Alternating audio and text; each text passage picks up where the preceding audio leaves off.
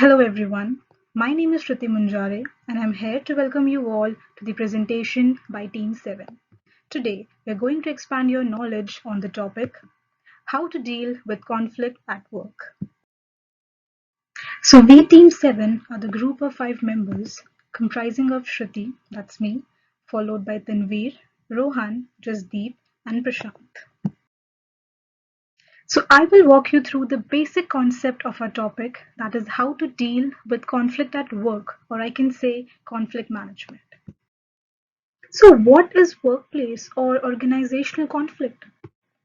It is an argument or a dispute or a state of discord between individuals or individuals in management or different teams and departments in the organization due to their varied views, opinions, perceptions, and values that takes the shape of personal conflict, that is between the individuals, or intra-group conflict, that is between different members of the same team, or intergroup conflict, that is between different teams and departments in the organization, and together managing all these types of conflict is what a skill known as conflict management, and we will focus on it more in the further slides.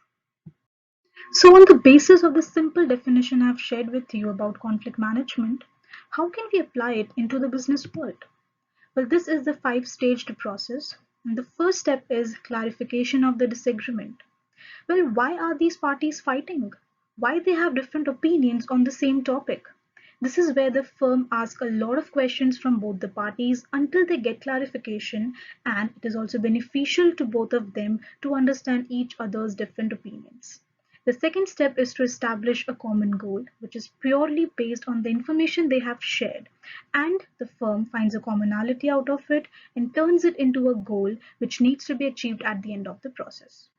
Then the discussion for meeting or achieving that common goal takes place, or I can say a brainstorming session is being conducted where both the parties come together and discuss a lot of things. And at the end of this step, they have a list of alternatives from which they choose the best one.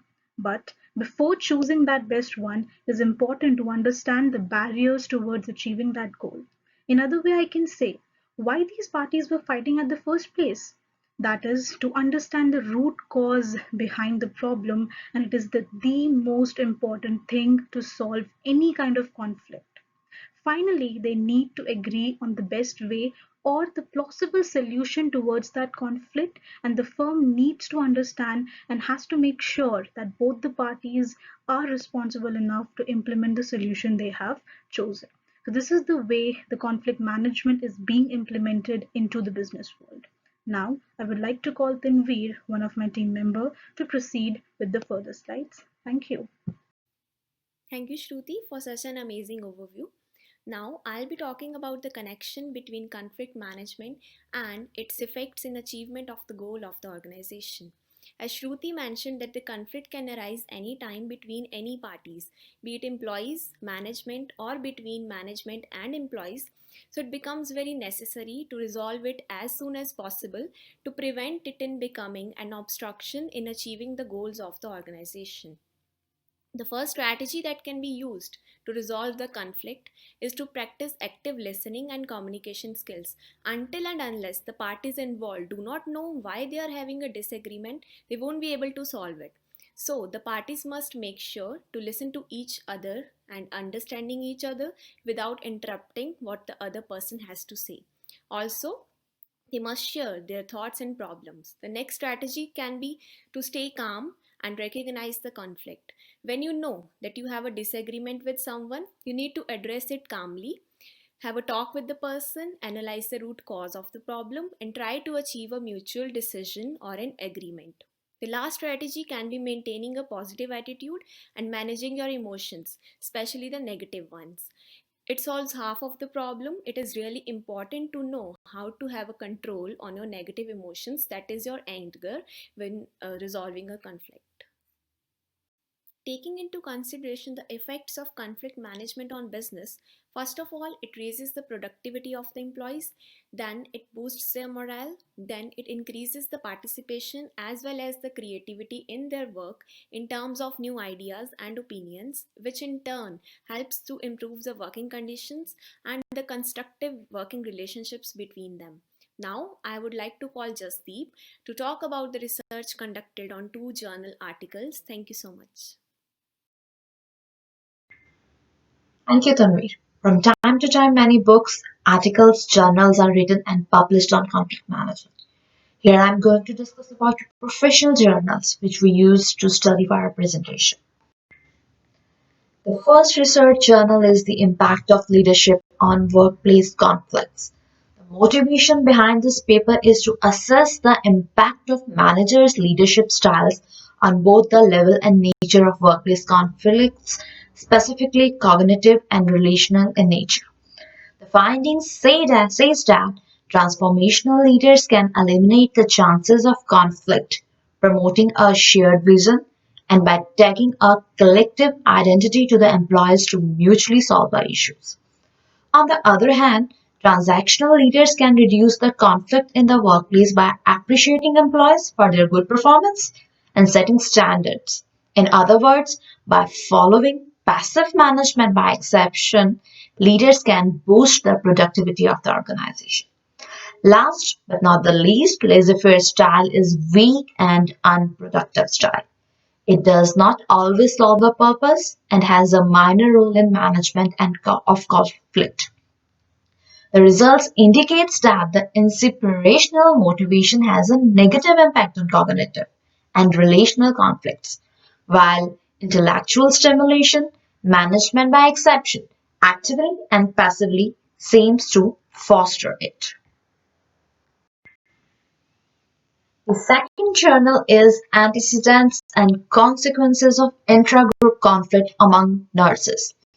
This article pinpoints the antecedent variables behind intragroup conflict in the nursing work environment and strategies to accomplish conflict management by understanding its causes and sway on nurses. Beginning with the significant findings, the intragroup conflict is a consequences of dispositional, contextual, and interpersonal factors. It brings forth negative emotions among workers like anxiety, fear of rejection, doubt that winds up in absence of hierarchical responsibility, communication problems, reduced teamwork, absenteeism, and turnover. Findings suggest that there are two approaches to manage conflict management: agreeable and disagreeable approach. Utilizing agreeable approach, people attempt to work together to diminish conflict, and this is considered to be the plausible method. On the other hand, disagreeable approach manage conflict through predominance and evasion. The results also indicates that the managerial attitude have a huge impact on initiating and diminishing the conflicts. Thus, by understanding the causes and outcomes, managers, respectable and fair treatment, unity, and positive relationships with the nursing unit will give way to a positive work environment, thus leading to reduced conflict.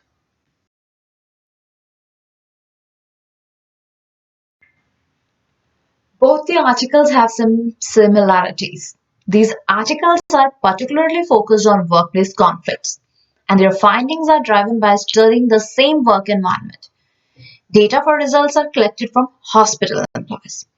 Both researchers enlightening the emotional and personal aspects of the employees' behavior.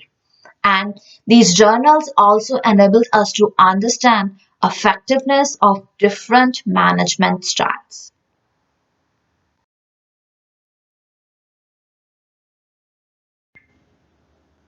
If we compare both the articles, there are some facts which provide them individual recognition.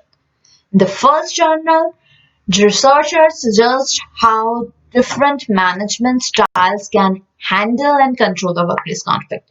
But in the second journal, it is revealed that role of management is most important to manage and control the workplace conflict. Indeed, both articles deal with workplace conflicts, but their natures are different. In former article, both inter and intra conflict are discussed, but in later, only intra conflict are examined. These articles' studies and findings are also differentiated. as one journal studies the employee's emotional behavior and other perceptual behavior, and different methodologies were used to come on conclusions. So here were the discussion about the two journal articles which clearly assist us to grasp more knowledge and understand the concept. Now I would like to call Prashant to proceed with the following slides. Thank you. Thank you, Jasdeep. Here we go about with a real life example, a case study on Starbucks. Starbucks is a coffee lover's go-to destination. Starbucks Corporation is a chain that runs baristas and roastery reserves across the globe. Founded in 1971, Starbucks grew to capture the market at 30,000 locations in 75 countries. Some of the products Starbucks give are Tivana tea, instant coffee known as Vaya, Frappuccino, the pumpkin spice latte. Starbucks also provides some bakery delicacies across all its stores, and some of them are available at leading superstores like Walmart and No Frills. Let us now move on to the case study. The unfortunate killing of George Floyd in the United States have become a global issue. This led to the beginning of the Black Lives Matter movement. The employees of Starbucks Canada in Vancouver wanted to show their support by wearing the BLM t-shirts or pins. The Starbucks management did not allow them to wear such merchandise as they said that this would violate their dress code policy. They said that this would be a personal or a political agenda. They were very strict with the policy that they did not allow the employees to wear any such merchandise. With that being said by the Starbucks management, the Starbucks employees have boycotted Starbucks. They said that supporting a basic human right would not be a personal or a political agenda. They said this was a hypocritical decision by the Starbucks management. This soon turned out to be a public outrage, and there were millions protesting against Starbucks. With the situation turning out to be this way, Starbucks has now decided that they should bring down the conflict between the employees and the management. They had a strict dress code policy at once that said that the employees would not be allowed to wear any BLM merchandise at work. But now, Starbucks has said that they would create new t-shirts supporting the BLM movement, and the employees can wear these t-shirts at work. This shows that Starbucks considers employee opinions and that they are open to communication.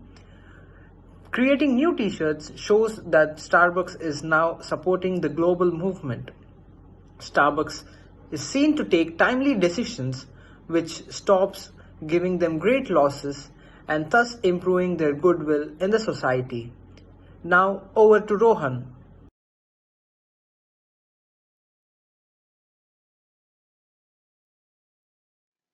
Thank you, Prashant. Now I'll be talking about what Starbucks did well to resolve the conflict. Firstly, based on the given two articles, Starbucks established a cause and effect relationship and found out what caused outrage amongst the employees and what effect did that have on their reputation. Then Starbucks closed and provided sensitivity training to their employees and created Starbucks branded BLM, that is Black Lives Matter t-shirts for employees to make employees happy and compensate for their wrongdoing. They made t-shirts and supported the BLM campaign.